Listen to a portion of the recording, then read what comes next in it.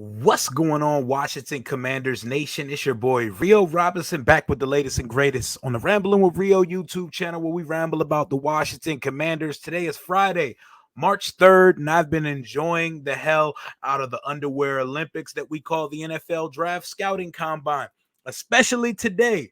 Today is Defensive Backs Day, cornerbacks and safeties day at the scouting combine. And I enjoy it because these guys are all like Ferraris, high motored athletes that are flying up and down the board.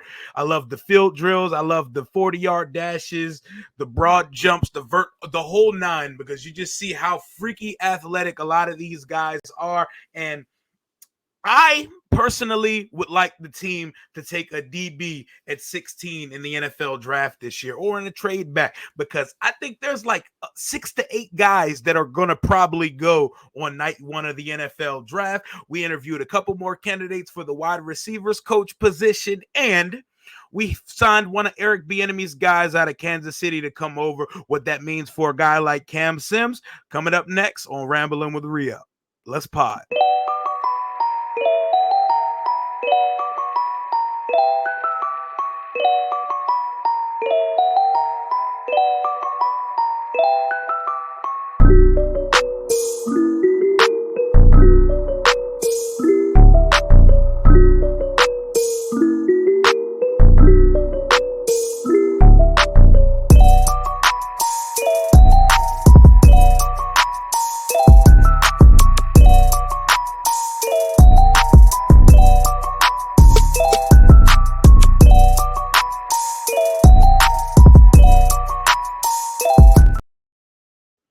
What's going on, guys? It is Friday, March the 3rd. The scouting combine is under full swing. We're in day 2 of field drills. The DBs are absolutely lighting it up. And the Commanders made a signing this morning. We signed one of Eric Bieniemy's former Chiefs, Marcus Kemp, 6'4" receiver, special teams guy, end of the receiver room guy.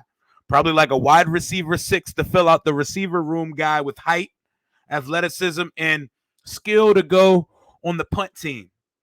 Sounds very familiar, doesn't it? Sounds like a guy that we know very well and that fans love, despite the fact that we haven't seen too much production from the guy. It sounds like a guy named Silky Sims, Cam Sims, that we currently have on the roster. Are his days numbered now that we bring this guy? Is this a guy we're bringing over just to help ease and smooth the transition into a new offense because he's the only guy in the room that knows the language? It's very important to have guys that already know your terminology and your verbiage of your offense in the room. Does this mean he's a guaranteed lock to make the team? Hell no. And I challenge a lot of the fans to be cautious and be calm when you see a lot of these signings like Nathan Jerry and David Mayo and Milo Eifler and Jonathan Williams. They're getting contracts, but those are non-guaranteed deals. A lot of those guys can be camp bodies, practice squad players. None of those deals guarantee them a spot on this roster. And if you're not already hip to how NFL procedure works, you have to carry 90 to 100 guys on the roster during your offseason program and training camp. You're not going into the offseason with 53 guys and saying, let's pick up our ball and go. That's not how the offseason works. So when you see some of these signings, just take it for what it is. Don't take it as the gospel. David Mayo, Jonathan Wood, they're all cool guys that understand what we do here. They're somewhat embedded into the cloth of this franchise, but they're not promised to be on this team come August. They're not promised to be on this team come August. So let's relax on that. But Marcus Kemp, welcome to the squad. Love to see what you got. We got another receiver with some size on the roster. Cam Sims has all the size in the world. We never utilize him. We never really use him offensively. And he's not had the breakout that fans clamor for every offseason. Is that partly because of the team? Yes. Also, I think it's partly because he's never broke out. He didn't break out in college when he was like wide receiver 8 at Alabama. He hasn't broke out here. There's always two sides to it, but, welcome to the squad, Mr. Kemp. Also, we've interviewed 2 guys for the wide receiver position here. The wide receiver coach position here so far. The guy from Colorado, his name is slipping me at the moment, Cole Durrell. And Bobby Ingram, former receiver for the Seattle Seahawks, the Chicago Bears, my guy Bobby Ingram. Bobby Ingram interviewed for the wide receiver position today. He has a lot of experience coaching. I didn't know he had this much experience coaching. Most recently as the offensive coordinator for Wisconsin, and quarterbacks coach, tight ends coach for the Ravens before, receivers coach for the Ravens, receivers coach for the Steelers, and an offensive assistant for the Niners back in 2011. So we're talking about a guy with hella experience, a guy with a lot of experience. He definitely fits the culture, what we're trying to do here. He's 50 years old. Age fits in with the boomer-ass coaching staff that we already have here, but get a wide receiver coach on staff. I don't care who you pick. Shit, interview Ocho Cinco. I would love that. He loves Jahan Dotson and Terry McLaurin. But seriously, though, I'm not going to live or die based on who they hire as the wide receivers coach, because his job ain't going to be too hard, because we got dogs. We got dogs in that wide receiver room. And Eric Bieniemy has an arsenal of weapons to put on full display when he gets his offense underway here in 2023. But Ron and Mayhew have been making the rounds in Indianapolis, you know. Another thing we don't want to live and die off of is Ron Rivera's statements and comments and stuff when he makes them at these press conferences and stuff. Because, you know, Ron always says some shit he has to backtrack. So take a lot of this shit with a grain of salt. It's lying season, but, I mean, Ron has the same temperament and mindset every time he addresses media, whether that be local or national. So don't really take too much of his comments to heart. Like when he says, we have to get Cole Holcomb back. Or when he says, we love Logan. So people are like, oh, we're not going to get a tight end and we're going to keep Logan because he's saying this on March the 3rd. Shit gets real on March the 16th. Shit gets real when this new league year and free agency starts. Do I expect us to make some splash signings? No. I would love for us to. I would love a Mike Gesicki, a Tremaine Edmonds, a Mike McGlinchey. I would love them. I would love for us to go out and target impact players, immediate contributors on the first couple days in the waking hours of free agency. But Ron and company has not shown me that that's something that they're really trying to do here. So until I see it, I won't believe it. I believe we're going to be bargain shopping for the fourth year in a row.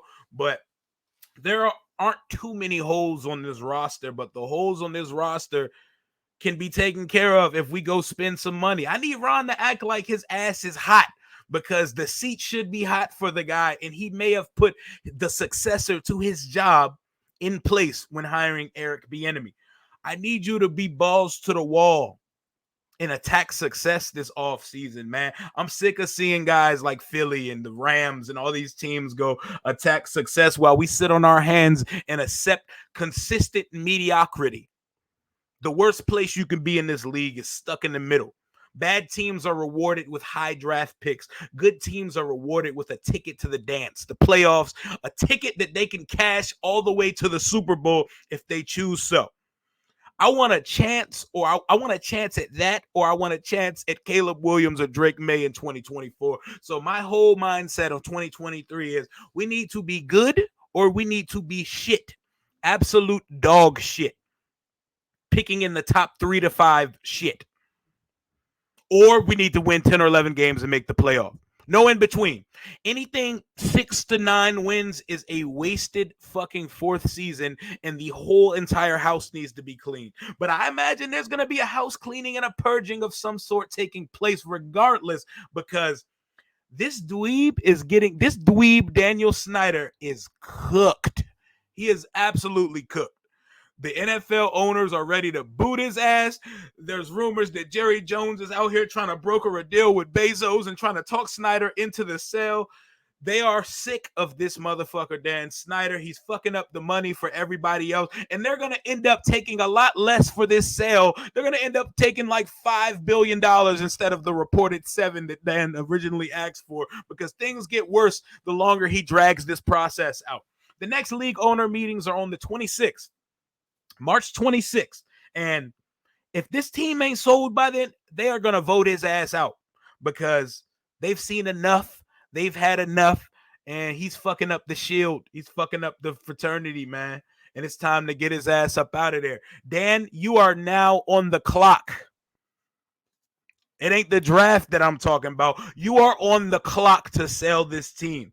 You have about 3 weeks, 23 days to accept a bid to push through to be voted on by the rest of the owners to get the fuck out of this organization because the pressure is now on. You're cooked, my boy. You are cooked, Daniel M. Snyder. It is now time. Get ready to pop champagne and bubbly and all that good shit because we're going to celebrate and party in the streets of the DMV and Washington fans worldwide when this fucker signs on the dotted line and hands this team over to somebody. Is it going to be Bezos? Could be. Is it going to be Josh Harris? Also could be. Honestly, I'm willing to bet any human in the world that can afford this team will day one be significantly better than Dan Snyder was as an owner of this team. A guy that sullied and embarrassed the name and storied history of this franchise for the last 23 years. A history that I didn't see, but I know very well, man. My father was a diehard. He went to all the parades. He's told me all the history, and I kind of blame him because he's why I'm obsessed with this stupid ass team that I love so much. But we're finally getting rid of this guy, and it's really happening. I started to feel skeptical for a second, but no, he's out of here. The league's not allowing it, and it's either he's going to do it by his own terms or they're going to vote him out and do it for him. So Dan Snyder's reign in DC is up in the next 3 weeks. I feel very confident in saying that, but we're about a month, we're about 50 days away from the NFL draft. I've been watching the combine very closely, and I was just absolutely spoiled watching the combine today, watching these DBs get after it. I see 6 or 7 guys in the first round out of this DB class, man. I like Benjamin St. Juice. I'm cool with Fuller as a CB3, CB2 type guy. We can use another guy in the slot, but we need a fucking dog. We need a cornerback one. Did y'all see last year's draft class? Sauce, Stingley, Woolen, Kobe Bryant. Those boys get after it and they change the defense. The defense already has almost everything it needs to be a dominant defense in this league. But have you seen Christian Gonzalez, Joey Porter Jr., Cam Smith, Devontae Banks out of Maryland, Brian Branch, who would be the nickel safety Chauncey Gardner-Johnson of this draft class, Devon Witherspoon, who didn't work out today, but the guy has juice. Man, there is so much talent out of the DB room in this draft. I'm actually going to have my boy Jalen on next week. We're going to talk about that Maryland boy because he's probably coming out of the draft weekend earning the most money out of everybody on the DBs. Well, other than Christian Gonzalez. Christian Gonzalez tape already spoke for itself. He came out, measured 6'2", 190, ran a 4.38 as a 6'2 corner and a 41.5 vertical jump. You know what he did at the combine today? He played himself way out of position for Washington to be talking about him. We ain't going to have a chance at Christian Gonzalez. That motherfucker's going top 8 in the draft, top 10. Joey Porter Jr. probably be right behind him, and Devon Witherspoon. But there's more corners in this draft. The Cam Smiths out of South Carolina, Tay Banks out of Florida. Take him at 16 or trade back for him. Brian Branch. We can use a Chauncey Gardner-Johnson. For those upset that we let Bobby McCain go, Brian Branch is a fucking shot out of a cannon Ferrari version of Bobby McCain. There are DBs for days, but for us to take a DB in the first round, it would mean our head coach would have to change his philosophy. And I know Boomer ass Ron is a creature of habit. He's not a guy that likes to change his ways or do something new. He's never drafted a DB in the first round as a head coach in 12 years as a head coach between Carolina and Washington. I like the value of taking one of these guys to be the best guy in our secondary off rip, than taking the third or fourth best tackle at 16. Pay Mike McGlinchey in free agency, Caleb McGarry, someone of the sort. Shit, if Orlando Brown actually hits free agency, him, but I think he's going to get franchised and signed by the Chiefs. But I know the line needs help. Spend money on that shit. Spend money on it. Go DB round 1, Ron Rivera. Go DB round 1. I love the tight end class too. We're not taking the tight end at 16. I would like it because I think one could unlock the offense. But it's a great tight end class, so we can get a good one in the second, third, or fourth round. Sam Laporta, Luke Musgrave, the kid out of Bama.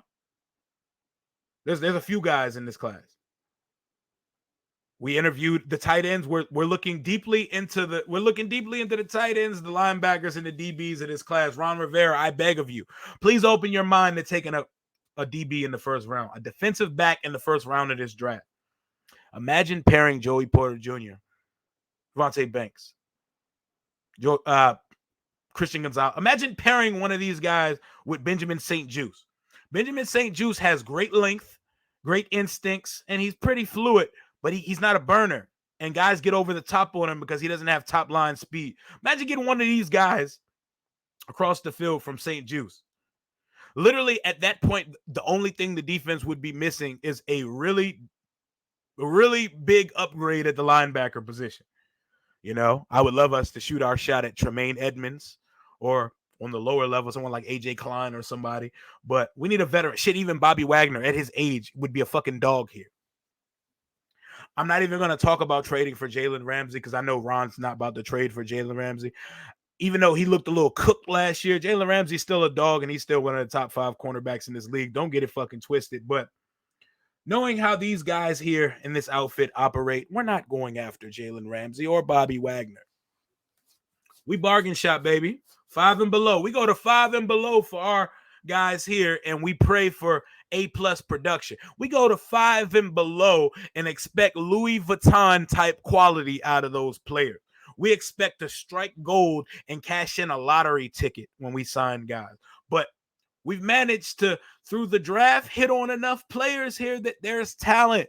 There's a nice influx of young talent here, and the roster does not have that many holes on it. A dynamic tight end, 2 or 3 linemen on the offensive side, maybe 2. 2 could solve this thing. If guys just fucking play better and earn their contract, you know, like if Charles Leno actually played like a signed to an extension starting left tackle and not get his ass kicked and have his lunch handed to him every week. If Cosme finally starts staying healthy and looks like the second round pick we drafted him to be, we get some production out of Chris Paul at the other guard spot, but we're going to draft and sign guys on the offensive side. And you know what would be great? If Chase Rouillet could stay on the field this year, because the guy's played 10 games in the last 2 seasons, and we love the guy. Great on and off the field for us. But you got to be available, big guy. You got to be available, or you end up being what could be this offseason as a cap casualty and saving us about 9 or 10 million on the cap. But I would update y'all with the cap situation, but to be perfectly honest, I don't care because cap is cap. It's exactly what it is. It's cap. If you want moves to be made, you make the moves. You worry about the money later. As fans, we got to stop worrying about money because it's not our money. So go fucking spend it because someone's about to buy this franchise. Someone with crazy funds in the bank is about to buy this franchise. I hope they spent all of that shit. And yo, Adam Schefter, you ain't right. You ain't getting me because I understood the context of it. But Adam Schefter was messing around with PFT and them on a podcast. I think it was on Pardon My Take or something on Barstool Sports. But he's a regular guest on Pardon My Take with PFT commenter who's a big Washington fan. And he tweets every day about Lamar Jackson coming to D.C. Adam Schefter trolled them that Lamar was coming to D.C. and he was acting like he was getting texts reporting it live that the deal's almost done, Lamar to D.C. Relax, guys. 1, he was joking. 2, he messes around with them like that all the time. I've seen his last couple appearances. He actually broke the Carson Wentz trade. He told them about the Carson Wentz trade while he was on their show last year, just to give you some context. He's a regular on the show, but would love to have Lamar Jackson. We're not getting Lamar Jackson. We're not even going to go. Even if he's made available, we're not even going to make a legit shot or run at Lamar Jackson because Ron's frugal. You don't get Lamar Jackson at the 5 and below, my guy. You don't buy a Lamar Jackson at the Dollar General. You got to be willing to shell out some liquid to get Lamar Jackson in the building. And I'm not sure Sailboat Ron is ready to do that, but who knows? I could be totally wrong, and Ron could have a change of heart. I mean, he did absolutely go after it and possibly hire his successor and Eric Bieniemy as the offensive coordinator. So who knows? He may have a change of heart and say, fuck it. We're going for it this year. We are going for the gusto. I will not sit back and be mid this year. Let's go for it. They may make some strong moves. Don't expect it, though. I'm going to go in as a pessimist and say, prove me wrong. We'll see what happens, but the team should be better. And if it's not better, inevitably, these guys are out of here in 2024 anyway. But that's all I got for right now. I'm just checking in. It's day 2 of the combine. I cannot wait to watch the quarterbacks tomorrow. I want to see a show. I want to see Stroud and Richardson and Levis put on a motherfucking show at the combine, throwing that thing tomorrow. I'll be back with more content with my opinions on what I see taking place surrounding the team, the sale, the draft, all that good stuff. Let me know in the comments what you're feeling right now going into this off season. We're 13 days away from the new league year and the tampering period opening up for free agency.